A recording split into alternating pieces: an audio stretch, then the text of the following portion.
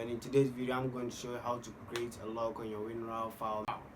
So what this video is, to the very end I'm going to take you through. Alright guys, as you see, so I'm gonna achieve this and then put a password on it. So I'll right click it, I'll go to the Winrar option and I'll click on add to achieve.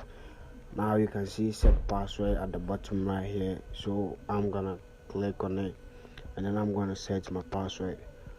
Please hit the subscribe button for me. Please subscribe this video, subscribe this channel for me.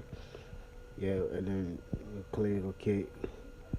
So lock achieve and then the password is set, so you can see here right now. So if I want to open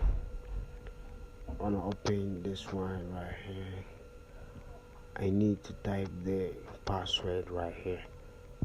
So as you see right here, this is how we do it. So I'm gonna pass the password and okay, now it's open. Okay, now thank you for watching my video. Subscribe for more and make sure you like this video. Thank you.